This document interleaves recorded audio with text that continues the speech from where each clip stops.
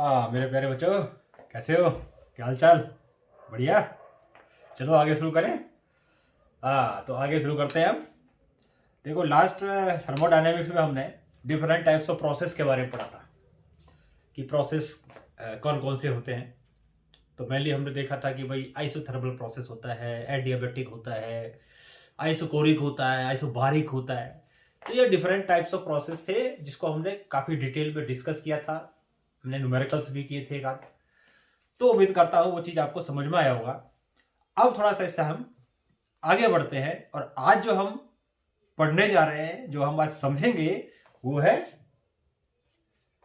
क्या लिखा है? First law of thermodynamics. देखो, जो फर्स्ट लॉ ऑफ थर्मोडायनेमिक्स है, अगर उसको एक्चुअली में समझा जाए तो कोई नई बात नहीं है। ये एक जो एनर्जी कंजर्वेशन है, जो यूनिवर्सल लॉ है, एनर्जी कंजर्वेशन लॉ, उसी का एक घुमा फिरा के उसी को एक तरीके से बोला गया, ऐसे मान सकते हो।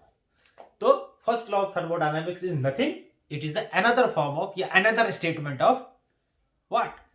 Conservation of energy. और फर्स्ट लॉ ऑफ थर्मोडायनामिक्स क्या कहता है? मान लो हमको एक थर्मोडायनामिक सिस्टम लेते हैं और उस थर्मोडायनामिक सिस्टम को हीट देते हैं।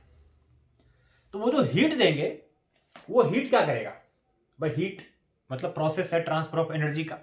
पता है ना कि हीट इज अ प्रोसेस। तो क्या है? प्रोसेस है ट्रांसफर ऑफ एनर्जी का। तो नेचुरल सी बात है, कोई सिस्टम है, थर्मोडायनामिक सिस्टम है, उसको आप हीट दे रहे हो, तो वो हीट को क्या करेगा? कुछ तो उसके पास इंटरनल एनर्जी होगी जो हर एक सिस्टम के पास होती है ना? जो हमने डिटेल में किया था कि भाई इंटरनल एनर्जी किस किस चीज की वजह से होती है, और उसको हम और हीट दे रहे हैं, तो इंटरनल एनर्जी तो इंक्रीज होगी, यानी इंटरनल एनर्जी तो चेंज होगी। तो फर्स्ट लॉ ऑफ थर्मोडायनेमिक्स क्या कहता है कि अगर तुम किसी भी थर्मोडायनेमिक सिस्टम को हीट दोगे तो वो सिस्टम हीट को दो तरीके से यूज करेगा, अगर कर सकता है तो। नंबर वन, हीट का कुछ हिस्सा वो अपनी इंटरनल एनर्जी को बढ़ाएगा, और बाकी हिस्सा, अगर वो सिस्टम वर्क कर सकता है, तो बाकी हिस्सा जो है वर्क करेगा, यानी मैकेनिकल वर्क करेगा। ध्यान रखा क्या बताया कि first law of thermodynamics is nothing, it is the another form of the conservation of energy. और क्या कहता है कि व्हेन, देखो लिखते हैं स्टेटमेंट इसका कि when heat given to a thermodynamic system,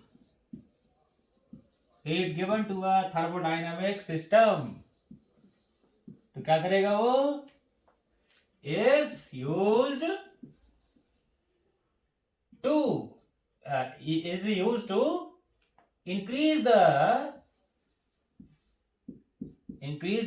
internal energy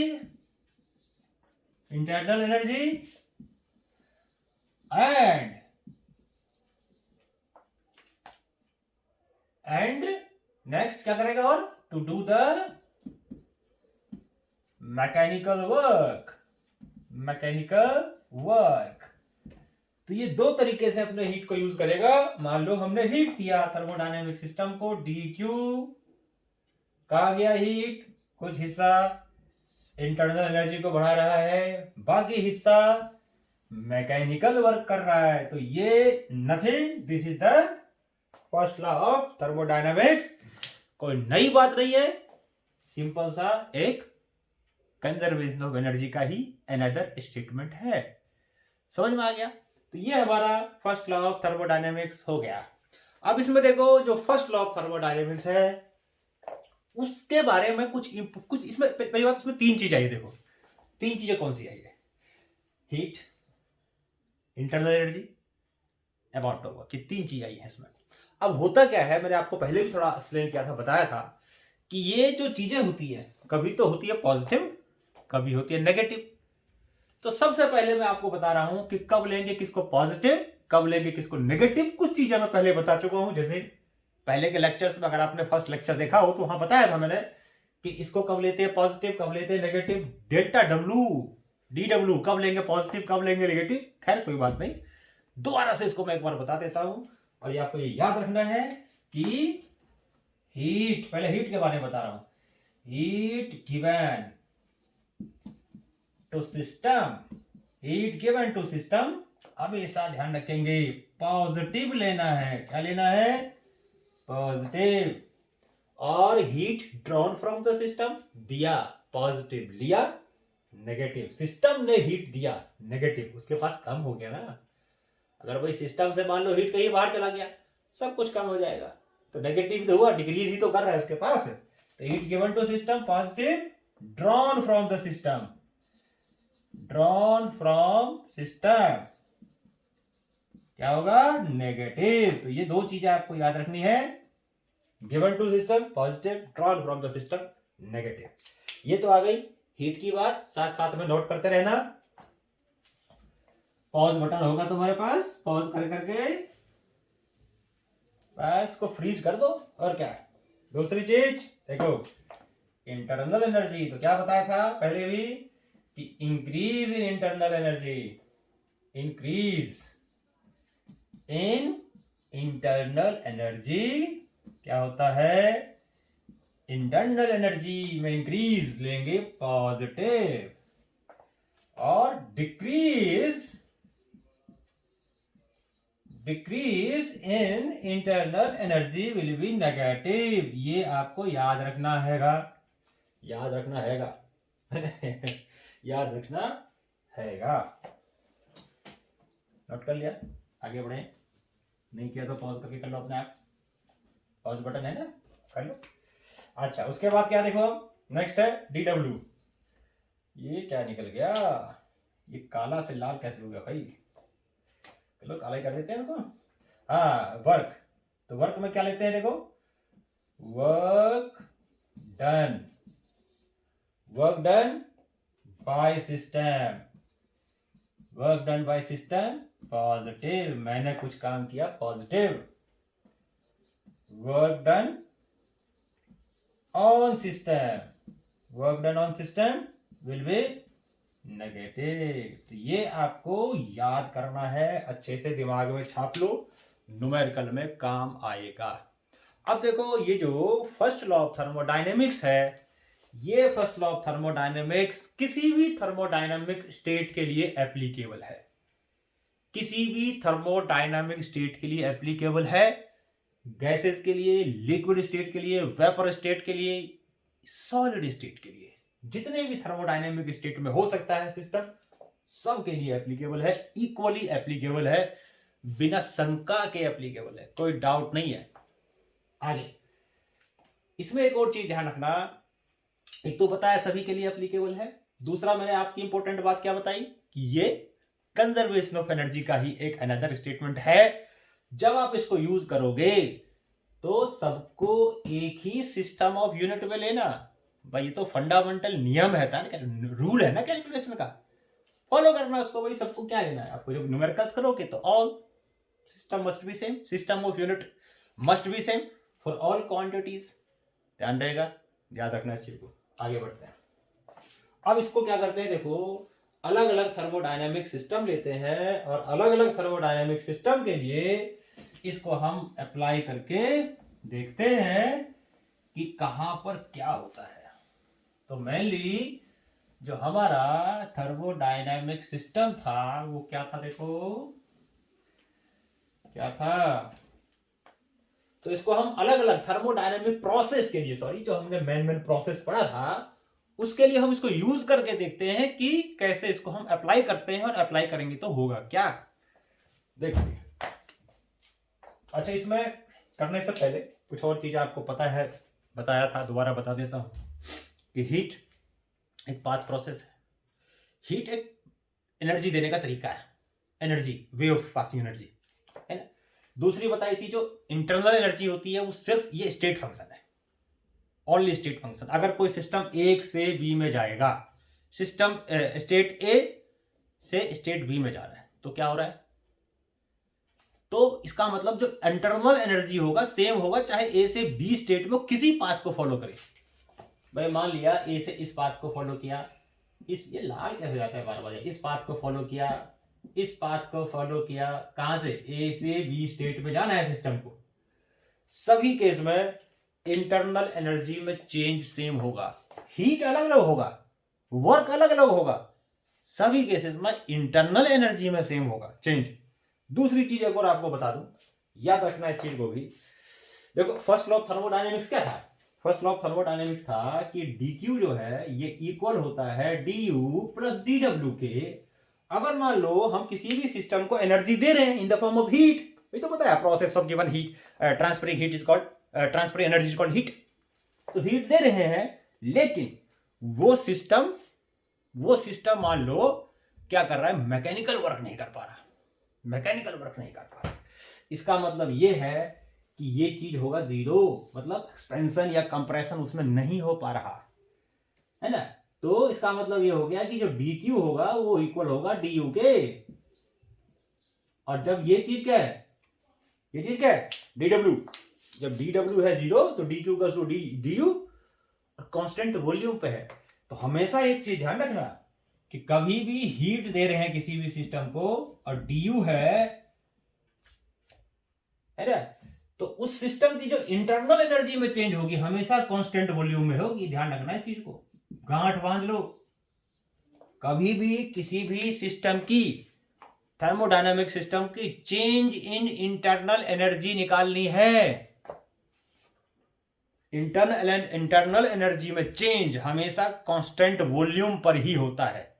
ध्यान रखना इस चीज को, वॉल्यूम चेंज नहीं होता। तो कभी भी आपको अगर हीट, देखो हीट है तो कांस्टेंट प्रेशर पे है, कांस्टेंट वॉल्यूम में अलग चीज है, लेकिन जब आप इंटरनल एनर्जी में चेंज निकालोगे तो क्या घुसा लो दिमाग में, कांस्टेंट वॉल्यूम पे ही रहेगा वो।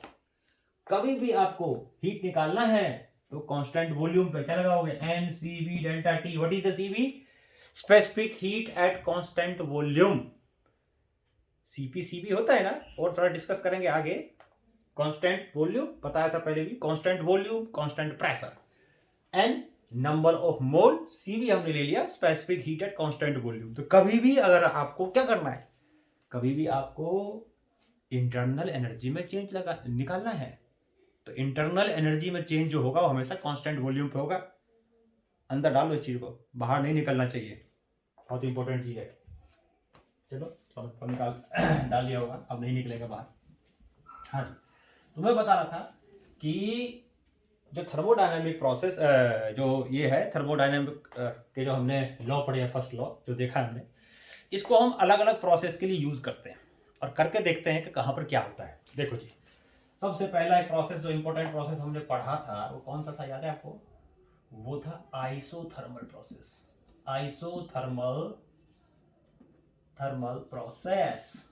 और जब हमने आइसोथर्मल प्रोसेस किया था तो आइसोथर्मल में क्या था, सिस्टम का टेम्परेचर सेम रहता है, और बताया था जो इंटरनल एनर्जी होती है वो टेम्परेचर पर डिपेंड करती है। टेम्परेचर एक थर्मोडायनेमिक स्टेट में एक स्टेट से दूसरे सॉलिड से लिक्विड में जा रहा है तो अलग चीज हो जाएगी। हो सकता है सेम टेम्परेचर पे एक ही चीज दो अलग अलग स्टेट में एग्जिस्ट कर रहा हो, then internal energy will be different.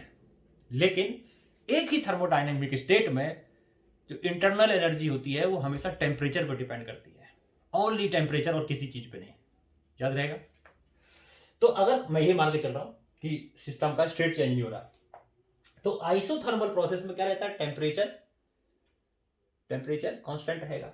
If there is no change in temperature तो du हो जाएगा जीरो। क्यों? क्योंकि there is no change in temperature, no change in temperature, that is why du is zero. This means dq is equals to dw। यानी कि isothermal process में जितना भी हम सिस्टम को हीट देंगे वो सारा का सारा हीट क्या करेगा, उसका पता है? वो सारा का सारा हीट यूज होगा उसकी, या वो जो मैकेनिकल वर्क करेगा वो सारा का सारा हीट मैकेनिकल वर्क में कन्वर्ट होगा। कोई भी वेस्टेज ऑफ एनर्जी कुछ भी नहीं होगी। जितना दोगे उतना काम करके देगा, जितना दोगे, क्या दोगे, हीट, और क्या दोगे, जितनी हीट एनर्जी दोगे in the form of heat उतना ही आपको काम करके देगा। This is the optimum. इसको तो लाल से लिखता हूं भाई, this is optimum work a system can do. Optimum work a system can do. इससे ज्यादा या इस कंडीशन से ज्यादा कोई भी सिस्टम वर्क नहीं कर सकता, ये ध्यान रखना है। सिर्फ आप मैक्सिमम वर्क है जो कर सकता है वो, इससे ज्यादा वर्क तो फिर भगवान ही करेंगे, इंसान तो नहीं कर सकते।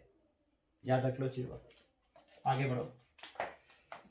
नेक्स्ट है आपका एडियाबैटिक प्रोसेस। Adiabatic process. अगर भाई साहब एडियाबैटिक प्रोसेस होता है तो क्या बताया था, क्या एडियाबैटिक प्रोसेस में जो टोटल चेंज इन हीट है ये हमेशा 0 होता है। सिस्टम ना तो हीट लेगा, बड़ा कंजूस होता है भाई ऐसा सिस्टम। इसको ना तो किसी को कुछ देना, ना किसी से कुछ लेना, ना काहू को देना, ना काहू से लेना, जितना है उसी में खुश। तो change in internal energy will B change in heat will be 0। अगर हीट में चेंज हो जाएगा 0 तो du प्लस dw हो जाएगा 0। तो du, या हम ये कह सकते हैं ऐसे, dw equal to minus du। अब देखो यहां पर क्या है, दोनों का साइन अपोजिट है। अगर मान लो सिस्टम पर वर्क हो रहा है तो W will be positive. System पर वर्क हो रहा है तो वर्क बताया था नेगेटिव, नेगेटिव हो जाएगा पॉजिटिव, तो du आ जाएगा पॉजिटिव, इंटरनल एनर्जी बढ़ जाएगी। समझ में आया? दोबारा बोलूं, सुन लो। सिस्टम पर वर्क हो रहा है तो work done will be negative positive, du will be positive, यानी उसकी इंटरनल एनर्जी इंक्रीज करेगी। दूसरी चीज, अगर सिस्टम वर्क कर रहा है तो सिस्टम वर्क करेगा तो dw will be positive, and dw will be positive then du will be negative, यानी कि उसकी इंटरनल एनर्जी कम हो जाएगी, टेम्परेचर कम हो जाएगा। समझ में आ गया? तो कोई भी अगर सिस्टम एडियाबैटिक प्रोसेस में काम करता है तो जब ही सिस्टम वर्क करेगा अपने आप उसका टेम्परेचर गिर जाएगा, और जब सिस्टम पर वर्क होगा कंप्रेशन तो अपने आप उसका टेम्परेचर बढ़ जाएगा। अब मान लो आप एक चीज और किया, आपने हवा भरते हो ना हवा टायर में, पंप क्या हो जाता है, गर्म नहीं हो जाता क्या?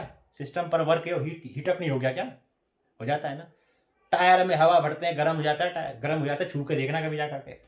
सिस्टम पर वर्क कर रहे हो ना भाई, तो सिस्टम पर वर्क हो तो इंटरनल एनर्जी तो बढ़ेगी उसकी भाई। सबका प्रैक्टिकल एप्लीकेशन है अपने पास, कुछ भी है। नेक्स्ट कौन सा प्रोसेस बताया था, याद है? नेक्स्ट प्रोसेस था हमारा भाई, इसको भी नहीं हटाया भाई, ज्यादा इंपोर्टेंट है क्या ये? नेक्स्ट प्रोसेस था हमारा कौन सा जी? नेक्स्ट प्रोसेस है हमारा आइसो लेते हैं, आइसोकोरिक प्रोसेस। आइसोकोरिक प्रोसेस में क्या होता है जी? वॉल्यूम कांस्टेंट होता है सिस्टम का, तो change in volume will be 0। dw होता है pdv, तो dv 0 तो dw इज 0।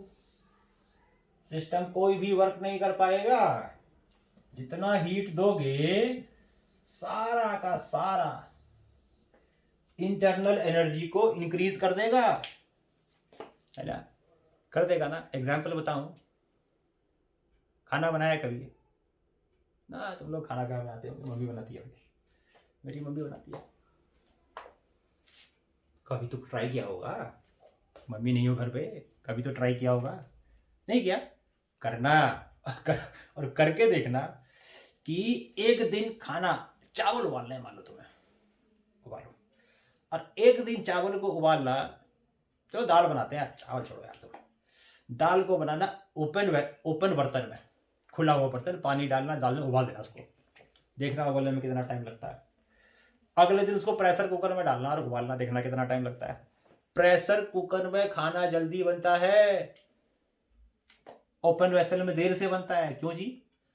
प्रेशर कुकर में वॉल्यूम होता है कांस्टेंट, और जब वॉल्यूम होगा कांस्टेंट तो मैकेनिकल वर्क डन होगा 0।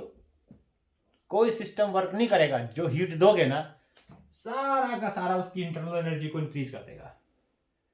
टेम्परेचर जल्दी से बढ़ जाएगा भाई, और जल्दी से बढ़ेगा टेम्परेचर, जल्दी खाना बनेगा ना, याद रखो। नेक्स्ट प्रोसेस आते हैं। तो इसका मतलब आइसोकोरिक प्रोसेस में जो हीट दे रहे हैं वो सारा का सारा टेम्परेचर या इंटरनल एनर्जी को इंक्रीज करता है। आगे बढ़ते हैं। Next process isobaric process. Isobaric process में क्या होता है? आइसोबैरिक प्रोसेस में मैकेनिकल वर्क भी होगा, कांस्टेंट प्रेशर पे होता है ना। याद करो पिछला लेक्चर जरूर देखना इसको समझने के लिए, नहीं तो कहो सर समझ नहीं आया। पिछला लेक्चर देखना जरूरी है ना। चैन से सोना है तो पिछला लेक्चर देखो, फिर इसको देखो, फिर सो जाओ, नहीं तो नींद नहीं आएगी। आइसोबैरिक प्रोसेस में क्या होता है? आइसोबैरिक प्रोसेस प्रेशर कांस्टेंट होता है, तो मैकेनिकल वर्क भी होगा भाई। जो प्रेशर कांस्टेंट होता है तो फिर तो वॉल्यूम में चेंज हो सकता है ना, और मैकेनिकल वर्क भी देगा होगा, तो dq जब देंगे तो यहां भी जाएगा और यहां भी जाएगा, दोनों जगह जाएगा। तो अगर हम मान लो same amount of heat constant pressure पे देते हैं तो कुछ हिस्सा तो और same amount of heat isochoric पे देते हैं, तो आइसोकोरिक में सारा का सारा हीट इंटरनल एनर्जी को इंक्रीज कर देता है। तो वहां उसका बाद अगर आइसोबारिक पे करते हैं तो हीट का कुछ हिस्सा मैकेनिकल वर्क में चला जाएगा। इसका मतलब ये हो गया कि यहां पर सेम हीट अगर देंगे तो यहां पर इंटरनल एनर्जी कम इंक्रीज होगी, उसमें ज्यादा इंक्रीज होगी, क्योंकि वहां पर सारा हीट इंटरनल एनर्जी इंक्रीज कर रहा है ना। वहां पर एक ही चीज को खाने वाले, पहले वाले में एक ही चीज को खाना वाला एक ही है, हीट खाने वाला एक ही है ना, इंटरनल एनर्जी। यहाँ ये हीट इसको भी खिलाएगा, इसको भी खिलाएगा, है ना। तो मान लो 10 जूल हीट है, तो वो सारा का सारा इंटरनल एनर्जी हो गया पहले वाले में, इसमें 10 2 हिस्सों बढ़ गया, 8 2 8 2 8 2। समझ में आ गया ना। यहाँ ज्यादा हीट चाहिए, अगर सेम इंटरनल एनर्जी चेंज करना है तो यहाँ हीट ज्यादा चाहिए, क्योंकि यहाँ पर हीट का कुछ हिस्सा यहाँ भी चला जाएगा। क्या हो गया? Isobaric process. एक और प्रोसेस करें, चलो कर लेते हैं। साइक्लिक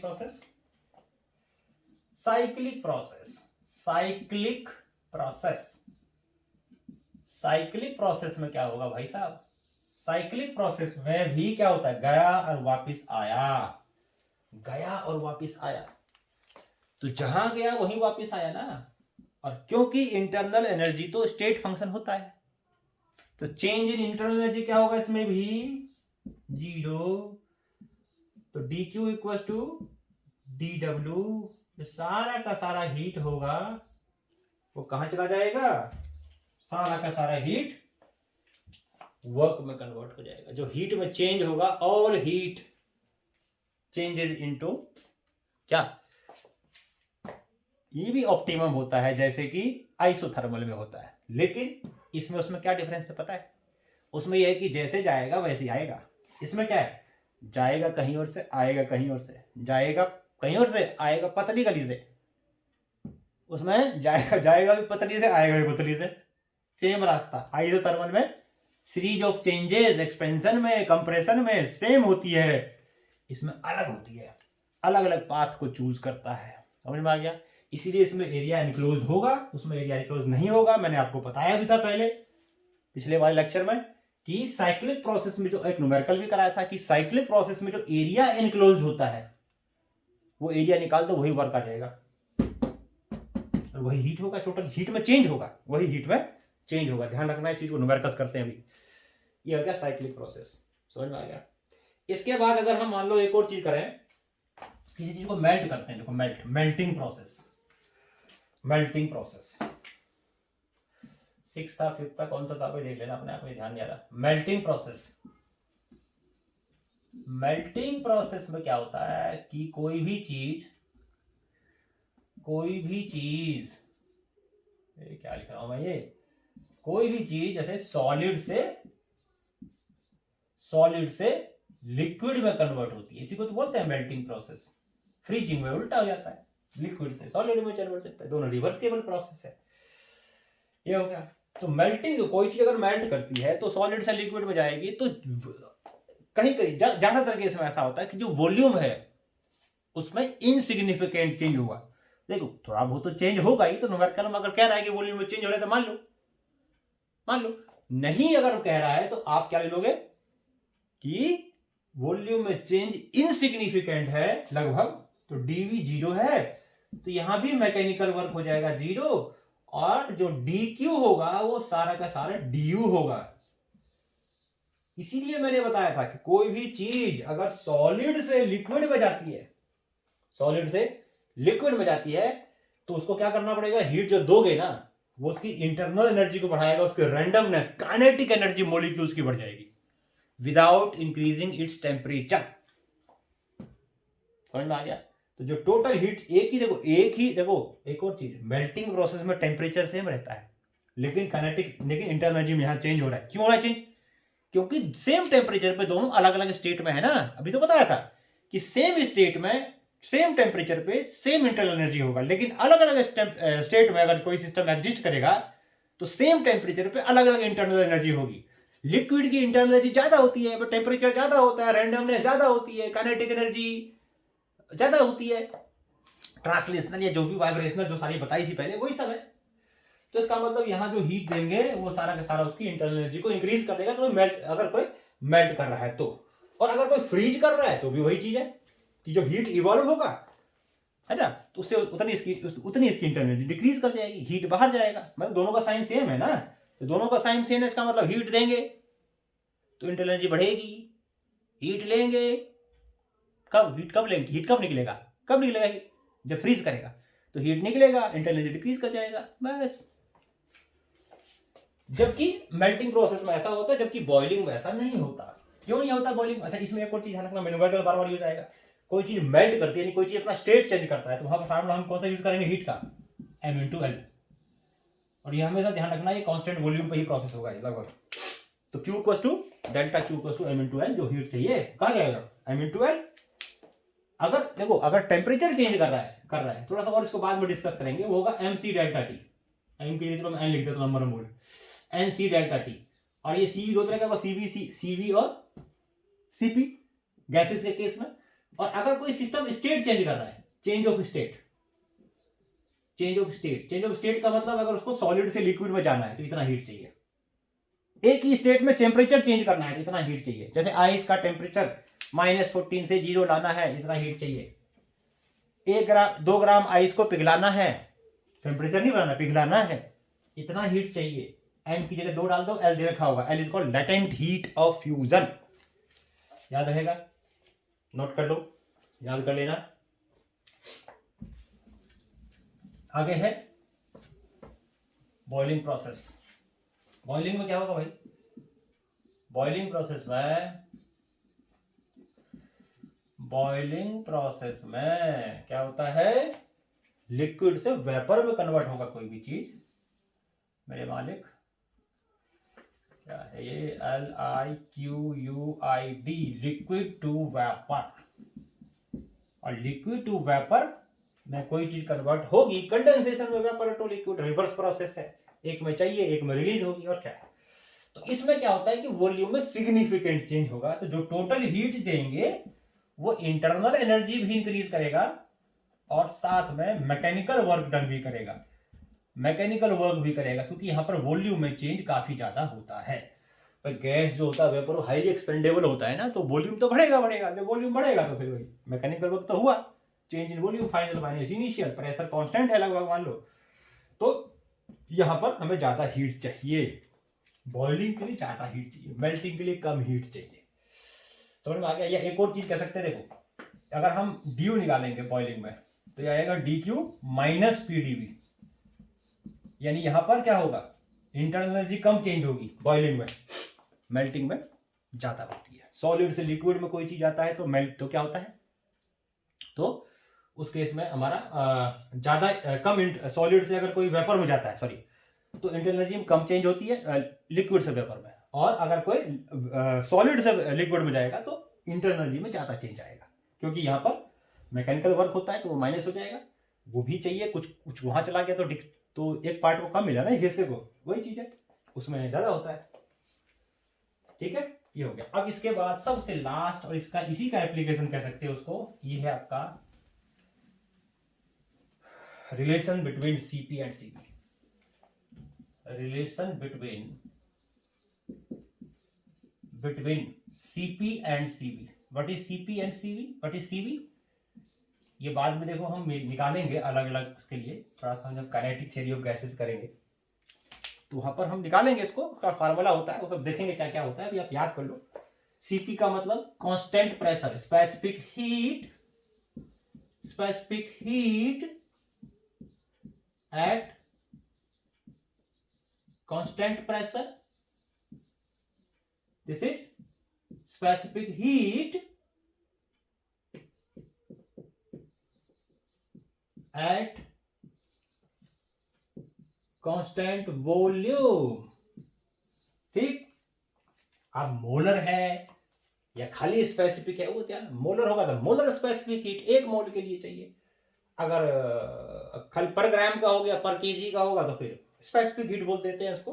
तो इस तरीके से होता है, कोई इसमें खास डिफरेंस नहीं, वो 1 मोल का होता है, वो 1 ग्राम का होगा कि भाई 1 मोल का टेम्परेचर 1 डिग्री सेल्सियस बढ़ाना है, कितना हीट चाहिए, मोलर, तो मोलर स्पेसिफिक हीट 1 मोल का बढ़ाना है 1 डिग्री सेल्सियस, मोलर हो गया। 1 ग्राम का बढ़ाना है 1 डिग्री सेल्सियस, तो क्या हो गया, खाली स्पेसिफिक हीट हो गया। ठीक, चलो आगे करते हैं। तो मैं इसमें रिलेशन ड्राइव कर रहा हूं और इसको हम कहते हैं, पता है क्या, मेयर्स फार्मूला। मेयर्स फार्मूला, और ये है मेयर्स फार्मूला, इसको ड्राइव कर लेते हैं जल्दी से, बहुत आसान है। ठीक, नोट करते रहना भैया साथ साथ में, मेरे लाल, मेरे बच्चों, मेरे प्यारों, मेरे मुन्नो, याद करते रहना। हाँ जी, आगे बढ़ते हैं। आगे क्या देखो, आगे है वही करते हैं। तो मान लो हमने एक थर्मोडायनेमिक सिस्टम लिया और उस थर्मोडायनेमिक सिस्टम को, मान लिया हमने आइडियल गैस लिया और आइडियल गैस को हमने हीट किया, 1 मोल ऑफ आइडियल गैस, और उसको हमने हीट किया। पहले किया हमने किस पर, पहले हमने किया उसको कांस्टेंट वॉल्यूम पे, फिर हमने इसको हीट किया कांस्टेंट प्रेशर पे। देखते क्या क्या होगा। Suppose 1 mole of ideal gas is heated at constant volume so that its temperature raised by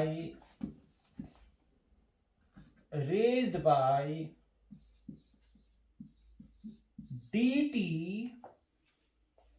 and internal energy raised by du किस पे कर रहे हैं, कांस्टेंट वॉल्यूम पे, कांस्टेंट वॉल्यूम पे। तो कांस्टेंट वॉल्यूम पे है तो डीवी क्या होगा, 0, डीडब्ल्यू क्या होगा, 0। फर्स्ट लॉ ऑफ थर्मोडायनेमिक्स क्या होगा, du प्लस डीडब्ल्यू,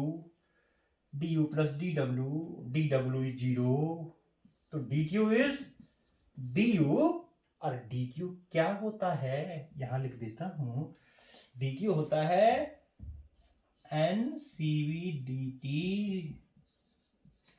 याद रख लो। कांस्टेंट वॉल्यूम पे हीट दे रहे हैं, हीट का फॉर्मूला भी बताया था पीछे, टेम्परेचर बढ़ाओगे तो क्या यूज करेंगे, NC/dt, वही लगा दिया, CV कांस्टेंट वॉल्यूम।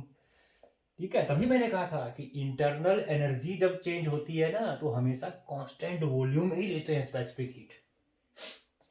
n है 1 तो du हो जाएगा CV/dt, इक्वेशन ले लो 1 और इसको उतार लो, और उतार लिया हो तो मैं इसको मिटा देता हूं क्योंकि मुझे आगे लिखना है, ये मैं इसको आगे लिख रहा हूं, आगे लिख रहा हूं आप क्या करेंगे देखो। Now suppose gas is heated at constant pressure so that its temperature again लिख दिया भाई, again raised by, देख लो जी, दोनों ही केस में टेम्परेचर में सेम चेंज कर रहे हैं by dt and change in internal energy is again du। क्यों जी, क्यों du? चलो du डैश ले लेते हैं अभी, अगेन छोड़ो, इज du डैश। ठीक, तो मान लेते हैं इसमें प्रोसेस में जो वॉल्यूम में चेंज हुआ वो हुआ dv, तो dw कितना हुआ pdv, therefore heat required in this process is du dash plus pdv, this is the change in internal energy, heat given। अब इस केस में क्या देखो, ये कौन से प्रोसेस पे हीट दे रहे हो, Cp, तो 1 into Cp into dt equals to, अब du डैश को मैं du कर दूंगा भाई, अब करूंगा, क्यों? क्योंकि दोनों ही केस में इंटरनल एनर्जी में सेम चेंज होगा, क्योंकि टेम्परेचर में सेम चेंज हो रहा है, तो इंटरनल एनर्जी में चेंज भी सेम होएगा। तो ये आ गया आपका, फिर मैं मिटा रहा हूं भाई, नोट कर लिया करो साथ साथ में, पॉज करके कर लिया। चलो, पॉज बटन होता है ना, करो पॉज, फिर मेरा टाइम क्यों वेस्ट करते हो भाई। तो Cp dt equals to du plus pdv। अब देखो मेरे लाल, du क्या है, इसीलिए तो उसको नहीं मिटाया था मैंने, मैं कोई बेवकूफ हूं। Cp pdv Cp dt, अब क्या करेंगे, बस हो गया, कहानी खत्म इसकी, अब इसकी कहानी खत्म होने वाली है बस। इसको घर ले आओ, तो Cp minus Cv dt pdv equal first second था, चलो ले लो फर्स्ट में, चलो यार छोड़ो। अब क्या करेंगे देखो, बाय साइकिल आइडियल गैस के लिए कर रहे हैं, बाय आइडियल गैस, ध्यान रखना है आइडियल गैस के लिए सारा कुछ, रियल मतलब रियल के लिए नहीं है मेरे भाई, कुछ भी रियल के लिए नहीं है, सब आइडियल के लिए है। इससे पहले भी जो करे सब आइडियल के लिए, रियल गैस के लिए कुछ नहीं है, सब आइडियल सिचुएशन है भाई। Ideal gas PV equals to क्या होती है, आरटी, एन तो 1 हो जाएगा ना। अब इसको डिफरेंशिएट करो कांस्टेंट प्रेशर पे, क्योंकि कांस्टेंट प्रेशर पे आया है भाई, तो डिफरेंशिएटिंग बोथ साइड, तो क्या जाएगा, कांस्टेंट प्रेशर पर डिफरेंशिएट कर रहा हूं, ध्यान रखना है। तो यह जाएगा हमारा, चलो हिंट देता हूं अभी, यह जाएगा हमारा P dv ऑफ dt। अब इसकी वैल्यू यहां पुट कर दो, तो Cp minus Cv into R into dt equals to R dt से बदलो dt, तो Cp माइनस ओहो सारा फ्लो टूट जाता है यार, Cp minus Cv equals to R, ये हमारा हो गया क्या, मेयर्स फार्मूला। यही मेयर साहब ने ड्राइव करके दिखाया था, मैंने भी कर दिया, याद रखना मैंने किया इसको। This is called Mayer's formula और relationship between Cp and Cv। कभी भी आपको Cp से Cv निकालना, Cp से Cv निकालना, Cv से Cp निकालना, यहां डाल देना भाई, तो Cp कितना जाएगा, R प्लस Cv, ऐसे आ जाएगा, सॉल्व कर देना। तो इस तरीके से आप दोनों में निकाल सकते हैं, ठीक है, ये आ गया। तो ये हमारा था जो अब तक हमने किया, ये था हमारा फर्स्ट लॉ ऑफ थर्मोडायनामिक्स। आप क्या करते हैं, थोड़े से क्या करते हैं, न्यूमेरिकल्स करते हैं।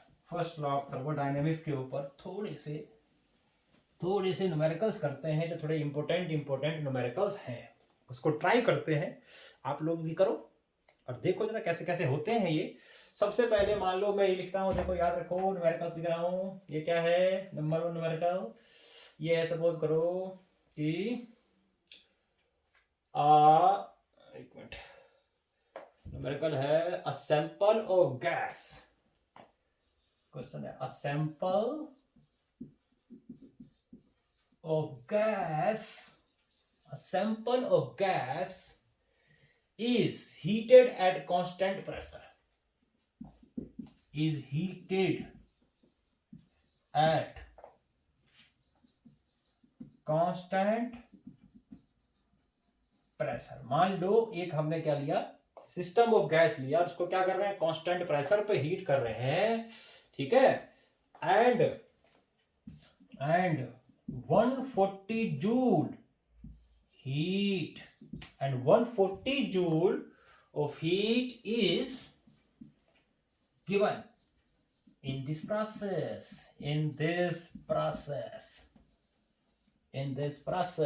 इस प्रोसेस में इतना हीट दिया। समझ में आया, क्या निकालना, देखो आगे हमें क्या करना है इसमें। अच्छा, इसमें गामा दे रखा है, मान लो गामा है 1.4, है ना। तो हमें निकालना है क्या क्या, फाइंड क्या करना है, चेंज इन इंटरनल एनर्जी, वही सब जो निकाला अभी फर्स्ट लॉ ऑफ थर्मोडायनामिक्स, जो जो चीजें थी वही सारी चीजें करते हैं।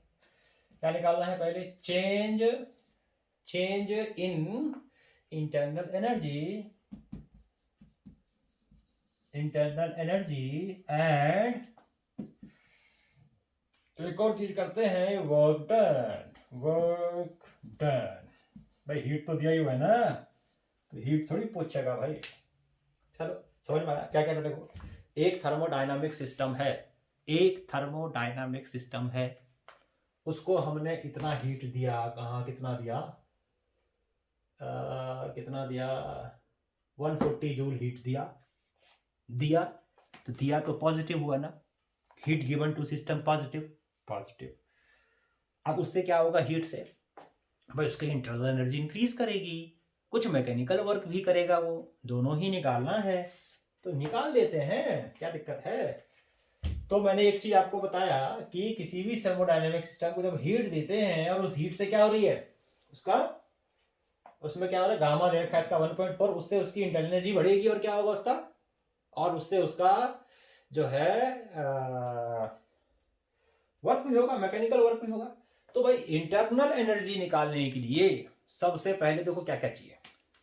भाई आपको दिया, पहले लिख लेते हैं आपको दिया क्या है, फिर मैं इसको मिटा दूंगा, जगह नहीं मेरे पास, जगह की कमी है मेरे पास भाई, क्या करूं मैं बताओ, गरीब आदमी हूं, बोर्ड ले नहीं सकता बड़ा। तो सॉल्यूशन है, दिया क्या हुआ, हीट है हमारा प्लस 140, ये दिया है, गामा दिया, सॉरी कुछ समझ लगा, गामा दिया हुआ है 1.4। अब मुझे अगर इंटरनल एनर्जी निकालनी है, चेंज इन इंटरनल एनर्जी, तो फार्मूला क्या बताया था, CB/dt। अब या तो आप यहां से निकालो first law of thermodynamics use करके, तो उसके लिए आपको Q चाहिए, dW भी चाहिए, तभी तो निकाल सकते हो du, क्योंकि first law of thermodynamics dQ du और dW आता है। तो du निकालने के लिए आपको dQ चाहिए, dW चाहिए, अभी आपको तो यहाँ dW निकालना है, तो फिर इक्वेशन को तो अभी यूज नहीं कर सकते। तो एक ही चीज हमारे पास, एक ही रास्ता बचता है हमारे पास, वो रास्ता क्या है पता है, वो रास्ता है जो अभी इंटरनल एनर्जी का फार्मूला बताया था, जोड़ दे के बता रहा था मैं, जोड़ दे के, क्या जोड़ दे के बताता था कि जो इंटरनल एनर्जी में चेंज होगा, dQ जो होगा वो होता है, dQ नहीं dQ जो होगा, हाँ dQ किस पे होता है, कांस्टेंट प्रेशर पे ले रहा है, तो NCP/dt, dQ होगा du NCB/dt, ये हमेशा होता है, डिवाइड कर दो ना, dQ/du, तो n से n कैंसिल, dt से dt कैंसिल, तो CP/CV।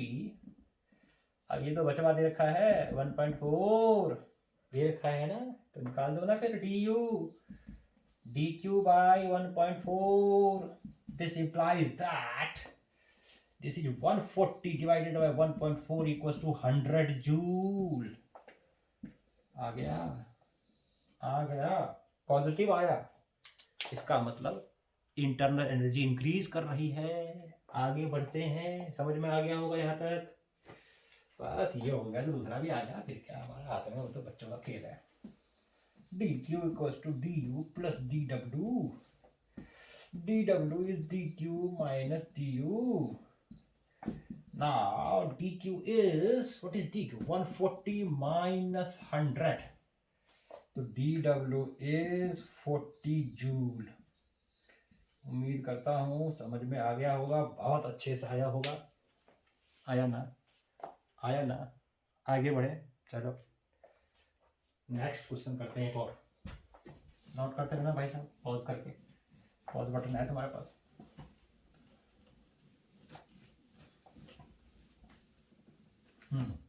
एक और क्वेश्चन करते हैं, देखो। और ये क्वेश्चन क्या है, मान लो हमें दिया हुआ है। अब करते हैं एक और क्वेश्चन, और ये ले लेते हैं, चलो इस तरीके से। ये कह रहा है कि एट, क्वेश्चन ये है, ले लेते हैं क्वेश्चन, सोचे दो पहले भाई। एट 0 डिग्री सेल्सियस, मान लो 0 degree Celsius and normal atmospheric pressure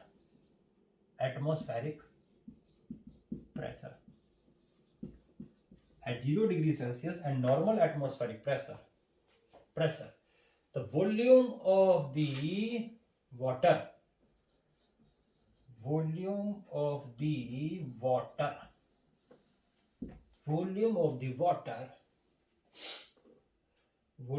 1 gram of water, of the volume of 1 gram of water, 1 gram of water changes to या increases to कितना इंक्रीज कर जाता है? मान लो ये हमने ले लिया 1.097, ऐसा कुछ मान लो, उसका वॉल्यूम बढ़ गया। Volume of water increases to 1.0 centimetre cube, CC इतना इंक्रीज कर गया, ठीक है, फ्रॉम 1 सीसी था, इतना हो गया। समझ में आया? आगे बढ़ते हैं। आगे क्या कह रहा है? ऑन, अच्छा, फ्रॉम ऑन फ्रीजिंग, यानी वाटर फ्रीज कर रहा है, यानी कि आइस में कन्वर्ट हो रहा होगा, ऑन फ्रीजिंग, ये दिया हुआ है हमें। उसके बाद कहता है कि what will be the change in internal energy, what will be, वही सब निकालेगा, इंटरनल एनर्जी, वर्क, हीट, और क्या करेगा। What will be the change in internal energy में क्या चेंज आएगा, एक तो ये आपको निकालना है। और नॉर्मल एटमॉस्फेयर का पता ही क्या होता है? नॉर्मल एटमॉस्फेरिक प्रेशर कितना होता है? नॉर्मल एटमॉस्फेरिक प्रेशर होता है 1.013 इंटू कितना होता है भाई? 1.013 इंटू 10⁵ न्यूटन पर मीटर स्क्वायर। ये हो गया आपका। और क्या है? और है लेटेंट हीट। हाँ, इसमें क्योंकि स्टेट चेंज हो रहा है, तो latent heat of water, ice में चेंज हो रहा है, तो लेटेंट हीट ऑफ वाटर होगा, latent heat of ice. Water ले लो, आइस ले लो, आइस, ये है आपका कितना? 80 होता है शायद वाटर का। हाँ 80, वाटर करो, वाटर का होता है 80, वाटर, क्योंकि वाटर चेंज हो रहा है ना उसमें, तो 80 हो रहा है आपका, 80 कैलोरी पर ग्राम, ये है आपका। ये सब दिया हुआ है। तो सबसे पहले हम देखते हैं कि हमें दिया क्या है, हमें निकालना क्या है। देखो, सबसे पहले हमें निकालना है डी यू, ये निकालना है, चेंज इन इंटरनल। दिया क्या हुआ है? V2 है 1 पॉइंट कितना, 097 cc, V1 1 cc है ना। और क्या दिया हुआ है? मास दिया हुआ है 1 ग्राम वाटर का, चाहे लिख दो, 1 ग्राम ऑफ वाटर दिया हुआ है। और क्या दिया हुआ है इसमें?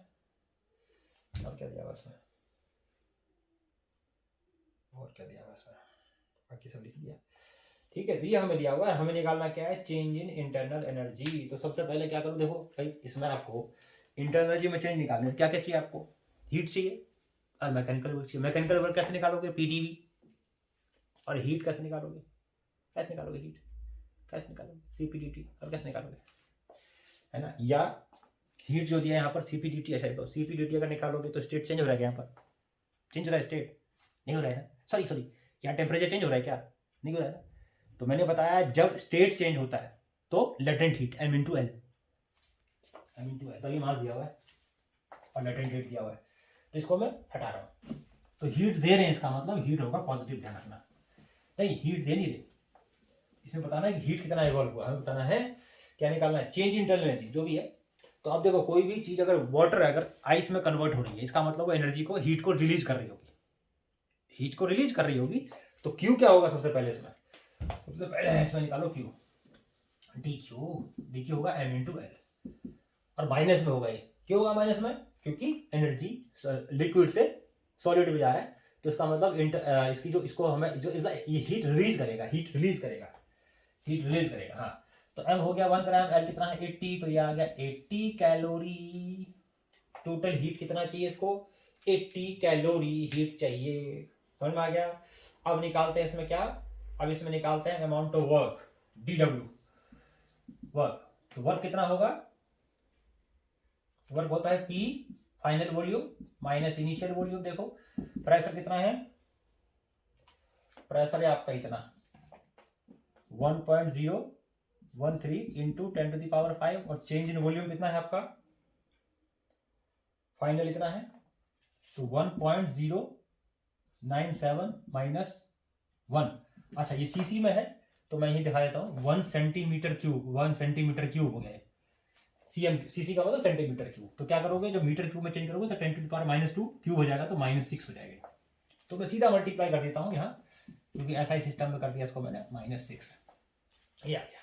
अब इसको आप सॉल्व करो, कितना आएगा? 1.013 इंटू 10⁵ इंटू 0.097 इंटू 10⁻⁻6। जब इसको आप मल्टीप्लाई करोगे तो ये आपका लगभग आ जाएगा कितना? ये आ जाएगा, मल्टीप्लाई करोगे तो ये आ जाएगा आपका कितना आएगा भाई? ये मल्टीप्लाई करके आएगा 0.009, कितना 0.009 करो मल्टीप्लाई, 0.009 ये आ जाएगा आपका 0.009, चलो 9 लेते यार, ऐसे 2 इंटू जूल इतना आ गया, मतलब ये आ गया DW। तो ये आ गया आपका जूल आ गया। वर्क हमारे को पॉजिटिव आया क्योंकि वॉल्यूम जो हो रहा है वो इंक्रीज कर रहा है। इसका मतलब आइस का वॉल्यूम ज्यादा होता है, सेम उस पर उसका कम होता है लिक्विड का, यानी कि वाटर का। ये आ गया। अब आपको निकालना है चेंज इन हीट, अब इंटरनल एनर्जी। तो dq equals to du plus dw। This implies that du equals to dq minus du। dq is what? dq is this 80 calorie, और ये जूल में है ना, यही कर देता हूँ 0.092 डिवाइडेड बाय 4.2, तो आ जाएगा 0.0, ये माइनस है 0.0092 डिवाइडेड बाय 4.2। तो डिवाइड करके जो भी आपका आंसर आ जाएगा, तो इसको डिवाइड करो, और डिवाइड करने के बाद जो भी आंसर अपने आप निकालो। यार मैं थक गया निकाल के, मेरे पास का नहीं है। तो नेगेटिव आ जाएगा आपके, है ना। तो ये भी माइनस में है और ये भी माइनस में, सॉल्व कर लो, आंसर आपका आ जाएगा। तो इस तरीके से ये हमने किया। दूसरा क्वेश्चन समझ में आया? क्या हुआ इसमें? आइस था 1 ग्राम, वॉल्यूम बढ़ा, कैसे? लिक्विड से मानी वाटर से किस में कन्वर्ट हो गया? आइस में कन्वर्ट हो गया, वॉल्यूम इंक्रीज हुआ है, तो इसका मतलब मैकेनिकल वर्क हुआ है इसमें किया है सिस्टम ने, पॉजिटिव होगा। अब उसके बाद इसमें कह रहा है हीट इवॉल्व होगा, क्योंकि वही चीज जब सॉलिड से लिक्विड से सॉलिड में आती है तो इसका मतलब वो उसकी जो एनर्जी रिलीज होगी बाहर जाएगा, है ना, रैंडमनेस उसकी बढ़ जाएगी, कम हो जाएगी सॉरी। तो इसका मतलब हीट इवॉल्व हुआ है कितना, तो इसलिए हमने माइनस में लिया है 80। उसके बाद हमने इंटरनल इंक्रीज निकाल लिया कितना हुआ। तो इंटरनल एनर्जी उसकी क्या होगी, सॉरी हाँ नहीं इसमें क्या निकालना था, डी, और ये मैं क्या लिख दिया ये, हाँ इंटरनल एनर्जी में ये डी यू था ना, तो डी यू आप निकाल लेना इसको। तो इस तरह से हमने इसकी इंटरनल एनर्जी बढ़ा दी। चलो एक और करते हैं, हो गया, पॉज करके नोट कर लो, समझ लो अच्छे से, बिठा रहा हूँ उसको मैं, आगे बढ़ते हैं। आगे एक और लेते हैं, देखो नेक्स्ट क्वेश्चन लेते हैं, और ये हम लेते हैं ये वाला। और ये क्वेश्चन कह रहा है, सपोज करो एक और क्वेश्चन ले लें, एक और क्वेश्चन ले लेते हैं चलो। और ये क्वेश्चन कह रहा है कि सिस्टम इज टेकन, ऐसे लिख लो, अ सिस्टम, अरे इससे करो यार, system, a system is taken from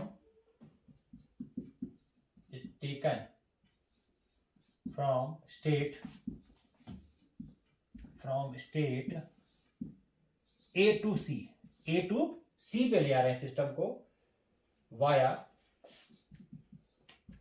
एक बार ले आ रहे हैं, अभी डायग्राम बनाता हूं उसका, ए बी सी, एंड दूसरी बार ले आ रहे हैं ए डी बी। ये दो अलग अलग पाथ है, जिस पाथ से हम सिस्टम को भी डायग्राम बनाते हैं, एक से दूसरे पे ले आ रहे हैं। तो पूछा है अमाउंट ऑफ हीट, पहले अमाउंट ऑफ हीट एब्जॉर्ब, देखो amount of heat absorbed, amount of heat absorbed, amount of heat absorbed is 10 calorie, and work done on the gas is, and work done on the gas is 13 joule, इतना work हुआ है। और वो कितना था, calorie joule, heat absorb इतना calorie, work done इतना joule. चलो कोई बात नहीं। अब इसमें ये कह रहा है हमें कि हमें निकालना क्या है, हमें निकालना है ऑन और by work done on the gas is 13 joule. तो हमें निकालना है calculate the work done, calculate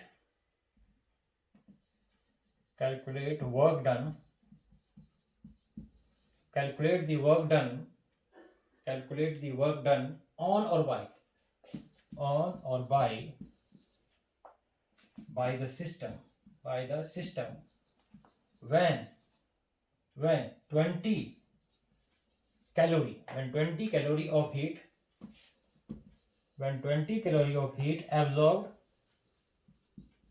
absorbed 20 calorie it absorbed in the system, in taking system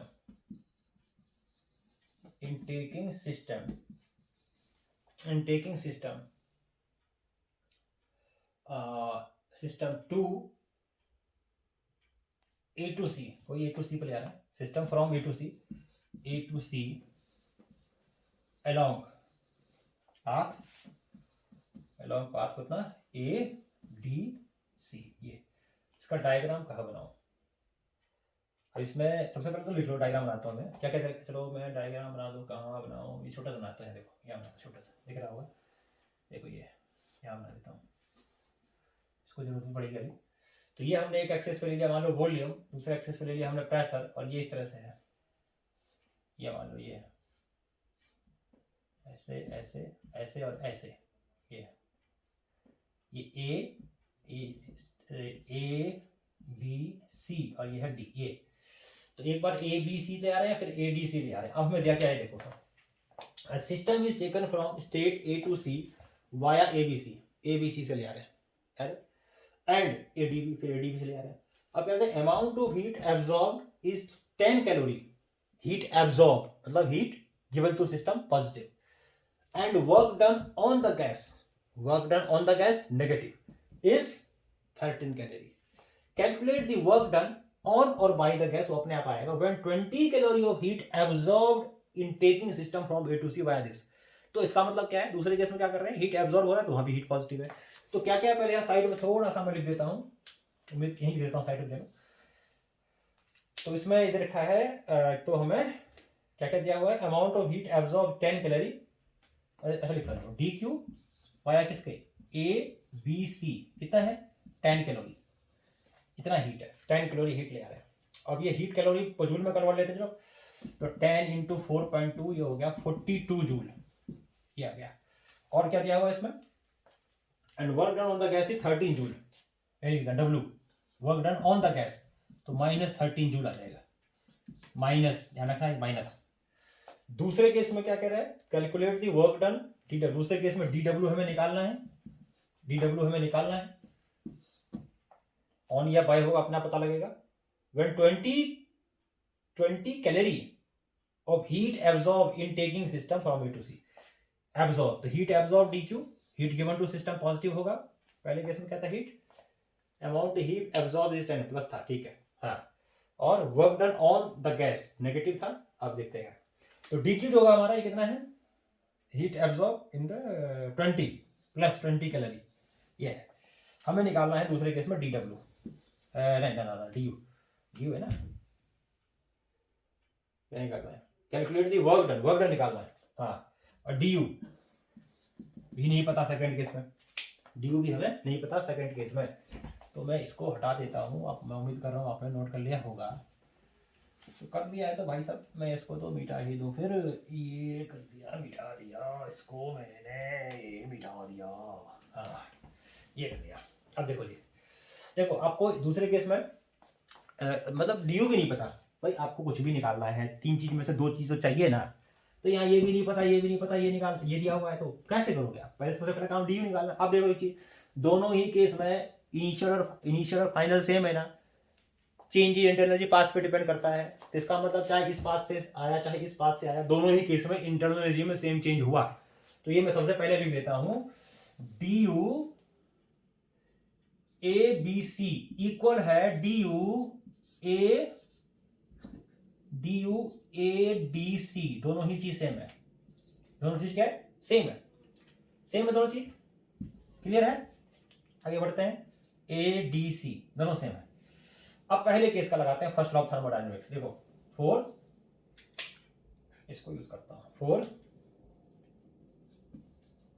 A B सी के लिए देखो क्या है, D q equal to D you plus D W.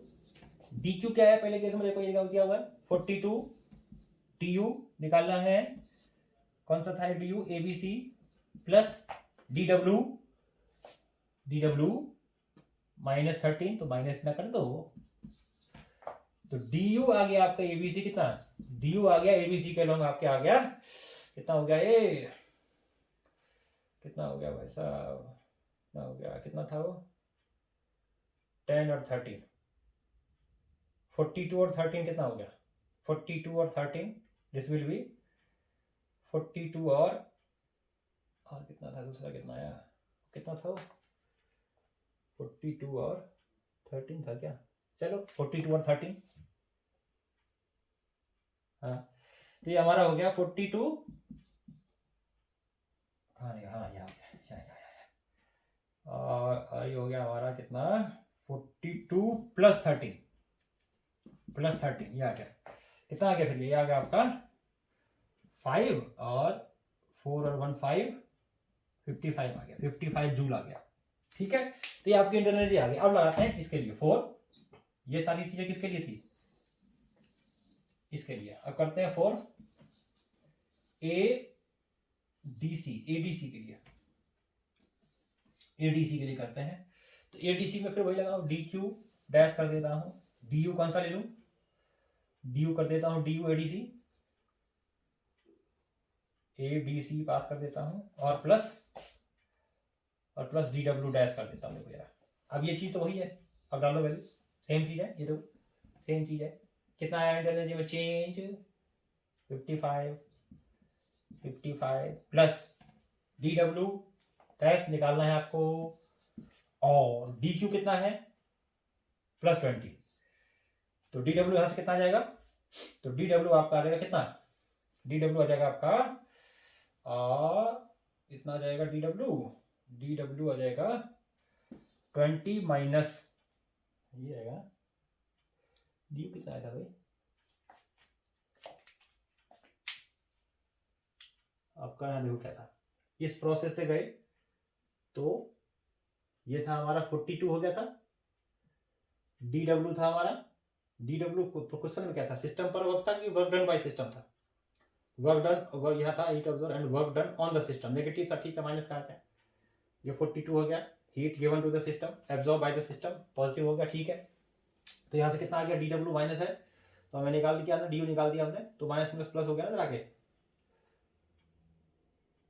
Plus, ठीक है 55 आ गया आपका। उसके बाद हमने क्या किया, 55 डाल दिया, 55 डालने के बाद हमने क्या किया यहाँ पर, डी यू और डी डब्ल्यू डैश, मैं मैथड समझा दिया भाई, समझ में आ गया होगा। कैलकुलेशन अगर गलत हो तो अपने आप देख लेना। डी डब्ल्यू डैश आ गया, कितना आ गया माइनस, ये हमारा -35 आ गया। तो यहाँ से हमारा तो या लिख दो नीचे, तो डी डब्ल्यू डैश आ गया -35। कैलकुलेशन में एरर हो सकता है, एक बार चेक कर लेना अपने आप ही। ये हो गया आपका। तो इस तरीके से मैंने आपको समझाया यहाँ पर कि किस तरीके से पहले पॉजिटिव नेगेटिव लेकर के अपना आप करना है।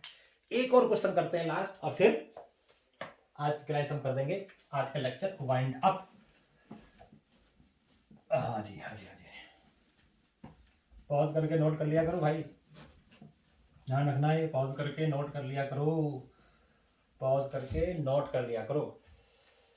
अब आगे एक क्वेश्चन देखो, मैं बनाता हूं कि ये हमें एक ग्राफ ही सीधा बना दो यार, बहुत जगह घिरता है ये ग्राफ बना देते हैं, ये ग्राफ बना देते हैं। और ये ग्राफ है आपका किसके बीच का, ये ग्राफ है आपका वॉल्यूम और प्रेशर के बीच का ग्राफ है। और ग्राफ पे हमने पॉइंट ले लिए 2, 4, 6, और ऐसे ही दूसरे एक्सिस पे ले लेते हैं हम पॉइंट 5, 10, और इस तरह से ले लिया हमने 5, 10 और 15। तो इस तरह से हमने ये पॉइंट्स ले लिए। अब इसमें जो वर्क हुआ है, कह रहा है 5 से कहा जा रहा है 15 तक। देखो ये डायग्राम बना रहा हूँ, ये इस तरह से यहाँ से गया यहाँ 15 तक, यहाँ तक गया। उसके बाद आगे गया, आगे गया, आगे गया, आगे गया 6 तक, 6 तक गया, और फिर 6 से फिर वापस यहाँ लौट के आ गया, ये आ गया। ये ग्राफ दिया हुआ है, इस तरीके से गया है, ये गया और ऐसे गया है, इस तरह से ये गया। और ये पॉइंट देते चलो ए, ये हो गया आपका बी, और ये हो गया आपका सी, ये हो गया। और ये प्रेशर और वॉल्यूम का हो गया, प्रेशर हो गया आपका, वॉल्यूम आ गया आपका मीटर क्यूब में, और प्रेशर आपके आ गया न्यूटन पर मीटर स्क्वायर। ये हमें दिया हुआ है। अब इस क्वेश्चन में क्या कह रहा है कि ये क्वेश्चन ये है कि ये हमें ग्राफ दिया हुआ है, और इसमें कह रहा है कि path followed along which more work is done. किस पाथ पे ज्यादा वर्क हुआ है, एट, चलो क्वेश्चन हम यहां लिखते हैं फिर बाद में सही आ जाएगा, eight which path more work is done, more work is done. अब देखो ना इसमें भाई पाथ कौन कौन सा है, ए से सी पे गया है ना एरो, देखो तो इसका मतलब किस पाथ पे ज्यादा वर्क हुआ, ए बी सी पे वर्क ज्यादा हुआ है, ए बी सी पे ज्यादा वर्क हुआ है, या ए और सी पे ज्यादा वर्क हुआ है। ये आपको निकालना है कि ए बी सी पे ज्यादा वर्क हुआ है या ए सी पे। उसके बाद निकालना है internal energy of the gas, दिया हुआ है internal energy of the gas eight A is 10 joule. Internal energy of the gas at A is internal energy of the gas at A is 10 joule। 10 joule इसकी internal energy है A पे, यहां पर इसकी internal energy है 10 joule. And amount of heat supplied, and amount of heat supplied, amount of heat supplied, जो heat इसको हमने दिया, amount of heat supplied to change its state to C, to change its state, to change its state to C, to change its state to C through AC, through AC, through AC। जो AC के through state change कर रहे हैं, थोड़ा सा heat जो दिया है वो है 200 जूल। तो हीट दिया है तो पॉजिटिव होगा, और क्या होगा, है ना।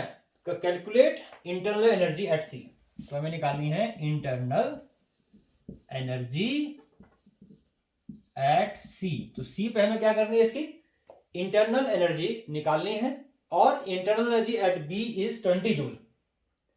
और उसके बाद तीसरा पार्ट क्या कर रहा है, internal energy at B is 20 joule. बीच पे जो एनर्जी है इंटरनल एनर्जी वो 20 जूल है, is 20 joule. Find the amount of heat supplied, find the amount of heat supplied, amount of heat supplied to the gas, to go from A to B, A से B तक गया, along ABC, along ABC, ये ABC calculate दी, इसमें निकालना है दूसरा चीज, calculate internal energy of the gas at B20, find the amount of heat supplied to the gas to go it from A to B, A से B पे ले आ रहे हैं और ये ले, ठीक है। हाँ, और वर्क भी निकालना है ABC पे। क्या रहा है कि internal energy of the gas at B is 20 joule, find the amount of heat supplied to go from A to B is, ठीक है। और वर्क अलोंग ABC, वर्क भी निकालना है इसका। वे सब कुछ निकाल दो ना, ABC के अलोंग भी निकाल दो और सब निकाल दो, सारी चीज निकाल देते हैं। और वर्क अलोंग भी निकाल दो, वर्क अलोंग ABC, चौथा पार्ट। चलो, वर्क अलोंग ABC, ये क्वेश्चन देखो। अब इसमें देखो क्या क्या करना है। सबसे पहले हमें निकालना है, देखो क्या कहते हैं, ये ग्राफ एक ऑब्जेक्ट, एक प्रोसेस चल रहा है, इंडिकेटर डायग्राम है। A से C पे जा रहे हैं। एक बार पाथ क्या है ABC, एक बार पाथ क्या है AC, ये दो केस है। अब इन दोनों केस में क्या करना, पहले eight which path more work is done, दोनों में से पूछा है किस केस में वर्क ज्यादा है। उसके बाद कह रहा है internal energy of the gas at A पे इंटरनल एनर्जी इसकी कितनी है, 10 जूल है, and amount of heat supply to change its state from A to C। ये क्या है, an amount of heat supplied in 200 joule दिया। तो इंटरनल एनर्जी बतानी है C पे कितनी होगी। इस पाथ का A से, कौन सा पाथ है, AC के थ्रू जब हम जा रहे हैं तो इंटरनल इतना हम क्या कर रहे हैं, हीट सप्लाई इतना कर रहे हैं, है ना। तो हमें निकालना है internal energy eight C। Internal energy हमें बतानी है C पे कितनी है, ठीक है। और इंटरनल एनर्जी A पे जो थी हमारी वो 10 जूल है। तो पहले हम ये वाला पार्ट करते हैं, बाकी हम देखेंगे बाद में। देखो ये पार्ट करते हैं, पहला आ गया भाई, तो तीसरा कैसे लिख दिया इसको मैंने, चलो छोड़ जो भी है।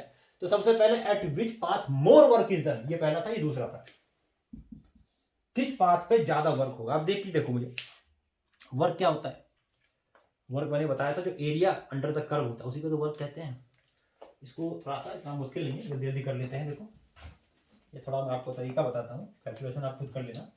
देखो जैसे फर्स्ट है, सोल्यूशन करते हैं, तो वर्क का होता है work equal to area under curve, यही तो होता है वर्क डन, बताया था सर। अगर क्लोज पाथ होता है तो एनक्लोज एरिया निकाल देते हैं। ये एनक्लोज है, लेकिन ये पूरा एरिया, पूरा वर्क नहीं कह रहा निकालने के लिए। अगर पूरा वर्क कहता तो इस ट्रायंगल के एरिया निकाल दो, वर्क आ जाता है। लेकिन यहां पर कह रहा है कि हमें eight which path more work is done, ACB पे वर्क ज्यादा हुआ है कि AB ज्यादा वर्क हुआ है। तो पहले एक काम करो, यहां से परपेंडिकुलर ड्रॉ कर दो। एक ये ड्रॉ कर दिया परपेंडिकुलर, एक यहां से ड्रॉ कर दिया परपेंडिकुलर। इसको मान लेते हैं M, इसको मान लेते हैं N। तो देखो वर्क डन ये होता है एरिया अंडर द कर्व, है ना। अगर साइक्लिक होता तो क्लोज एरिया का वर्क निकाल लेते, तो नेट वर्क डन आया था साइक्लिक प्रोसेस में। यहां पर सिर्फ कह रहा है कि A से C पे गए, तो ये इस रास्ते को चूज किया। देखो मैं रेड पेन से कर देता हूं, इस रास्ते को चूज किया, तो इस रास्ते को चूज किया तो इसका एरिया क्या होगा, देखो जो इसके नीचे का एरिया आएगा। पहले मैं निकालता हूं वर्क ABC से, तो ये इतना एरिया निकाल दो पूरा। देखो ये पूरा एरिया निकाल दो, ये तो ये किसका एरिया है भाई साहब, ये किसका एरिया है।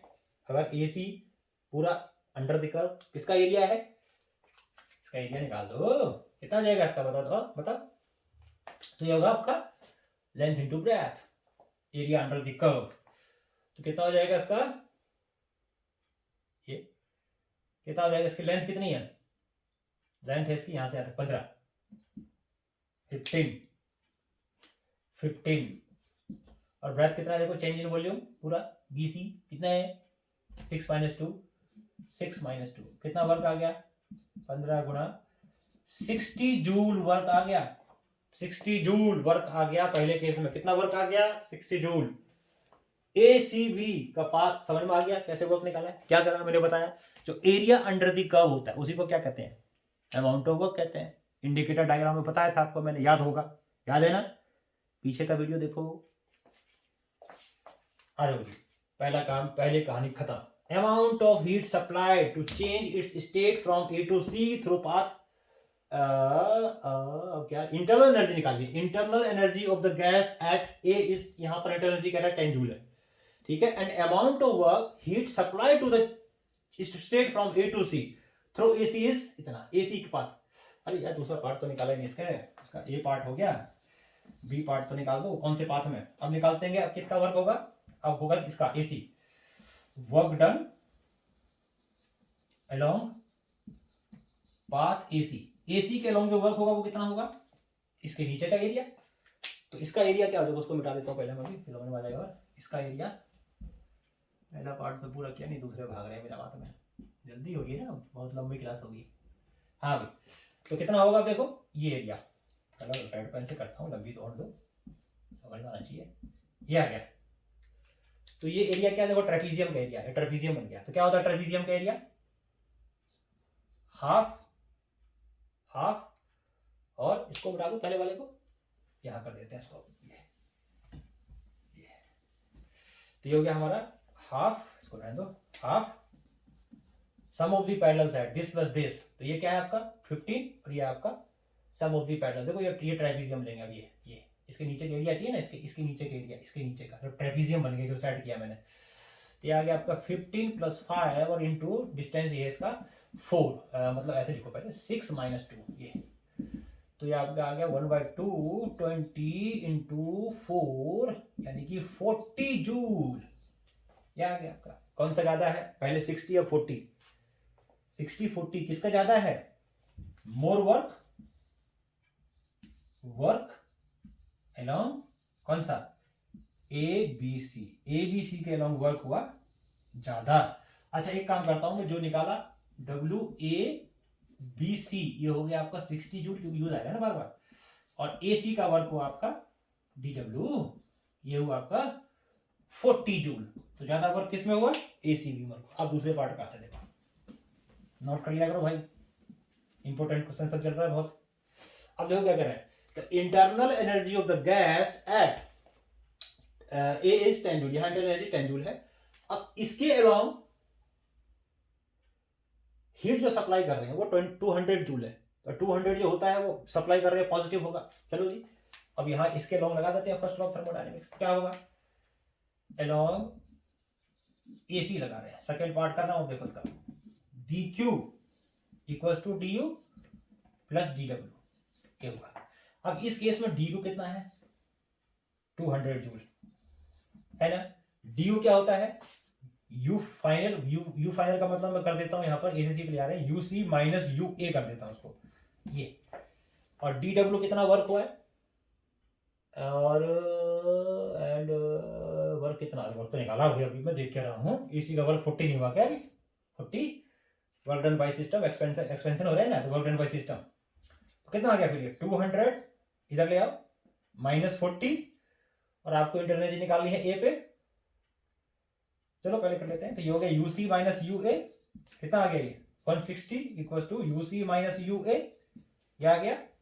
अब उसके बाद फर्दर सॉल्व कर दो आप, तो UC कितना है, UA कितना है, UA है आपका कितना 10, तो 160 = UC 10, तो UA 10, तो यहां से आपका UC आ जाएगा, यहां जगह नहीं होगी शायद, यहां कर देता हूं, UC होगा हमारा 160 - 10 + 10 यानी कि 170 जूल, ये आ गया एनर्जी एट C। दूसरे खेला खत्म, दूसरे पार्ट का खेला खत्म, समझ में आया, अच्छे से समझ लो, पॉज करके देख लो, मैं आगे बढ़ता हूं। आगे क्या करना देखो, आगे इसमें क्या कह रहा है थर्ड पार्ट में, the internal energy at B is 20 joule, कहां है B, ये B पे इंटरनल एनर्जी 20 जूल है।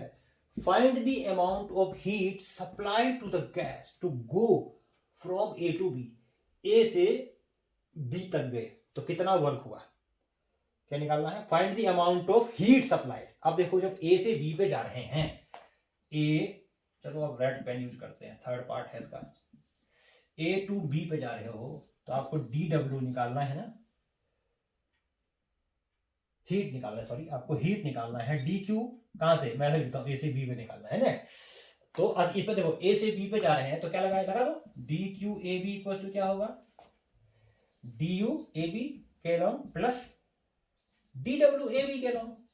अब AB के अलाउंग जो dW है वो तो 0 होगा, क्यों, क्योंकि P कुछ भी हो, V2 क्या है, VA - VB सेम है दोनों, देखो जितना वॉल्यूम यहां उतना वॉल्यूम यहां, वॉल्यूम तो ऐसे बढ़ रहा है ना, ऐसे थोड़ी बढ़ रहा है।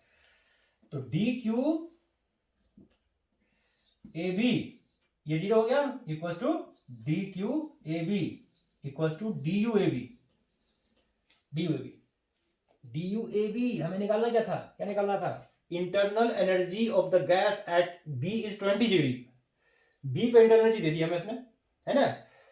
तो हमें find the amount of heat. अच्छा ए पे तो इंटरनल एनर्जी हमें पता है कितनी है, कितनी है ए पे एनर्जी, इंटरनल एनर्जी ए पे दे रखी थी। Internal energy of the gas eight A is 10, देखो यहाँ 10 तो कर दो, तो 20 माइनस 10 तो ये आ गया 10 जूल, 10 जूल, 10 जूल दिख रहा है 10 जूल। अगर यहां नहीं दिख रहा है तो मैं इसको ऊपर कर रहा हूं, देखो यार थोड़ा सा है, मुझे लग रहा है नहीं दिख रहा है, तो इसमें हम यहां कर देते हैं DQAB इक्वल्स टू DUAB, ये विच इन टर्म्स, उसको इरेज कर देते हैं, पॉज करके नोट कर लो। तो यहां करते हैं, तो आपका आ गया DQAB equals to UB minus UA। UB कितना है, UB दे रखा था ये 20 और UA 10, यानी कि 10 जूल आ गया, ये AB आ गया, तो AB के अलोंग हीट आ गए। अगला पार्ट अब कह रहा है find the amount of heat supply to the gas to go from A to B along. अब एक और चीज निकालना है भाई, और निकालना है amount of heat ABC supply to the gas to go from A to B along ABC। Amount of heat निकालना है ABC के अलोंग, तो निकाल देते हैं, सब कुछ तो निकाल ही रखा है हमने। तो इसका नेक्स्ट पार्ट जो उसका फोर्थ पार्ट है वो कर देता हूं, जो कि नहीं लिखा हुआ इसमें, लिख लो आप, ये है क्या निकालना है, अमाउंट ऑफ, क्या निकालना था, find the amount of heat supply to go from AB along ABC। और क्या निकालना था लास्ट में, along a find the heat क्या निकाला, internal energy of gas B, find the amount of heat supplied to the go from A to B along ABC, A to हाँ A to B मतलब यहाँ हो गया आपका। And और क्या निकालना है इसमें, और एक और चीज क्या निकालनी है, ये तो मैं लिखना भूल गया, क्या निकालना था इसमें, तो ये निकालना था work of ABC along ABC। निकल तो गया वर्क, यार ये हो गया, कहानी खत्म इसकी, बस। अब निकालना था find the amount of heat, पता नहीं है, तो find the amount of heat supplied to go A to B along ABC। ये ABC के अलावा A से B पे क्या, तो ये आपका निकल गया, ये आ गया, समझ में आ गया। ये कौन सा था, ये तो पहले का लिखा था, ये हो गया। तो इस तरीके से ये हमने सारे क्वेश्चंस कर लिए। उम्मीद करता हूँ सारे न्यूमेरिकल्स आपको समझ में आए होंगे, समझ में आया है, जितने भी कराए हैं पॉज कर करके न्यूमेरिकल्स को अच्छे से देखना। These are the very very important numericals, सारे के सारे फर्स्ट लॉ ऑफ थर्मोडायनेमिक्स पर बेस्ड थे। बहुत टाइम लगा ऐसे करने में, लेकिन आप इसको अच्छे से पॉज कर करके देखना, और इसी तरह के न्यूमेरिकल्स की और प्रैक्टिस करना, और प्रैक्टिस करना, ठीक है। कोई भी डाउट आता है कमेंट बॉक्स करो भाई, कमेंट बॉक्स होता किस लिए है, मैं हूं ना, मैं हूं ना, शाहरुख खान नहीं, मैं हूं ना, मैं, याद रखना है इस चीज को। तो ये सारे आपको न्यूमेरिकल्स करने हैं इसी टाइप के। बाकी हम करेंगे अब थर्मोडायनेमिक्स का अगला पार्ट करेंगे हम नेक्स्ट लेक्चर में। तब तक के लिए क्या करना है आपको, लेक्चर को अच्छा लगा हो आपको तो लाइक करना है, सब्सक्राइब करना है, शेयर करना है, खुद भी सीखना है, दूसरे को भी सिखाना है। Okay, tata, bye bye.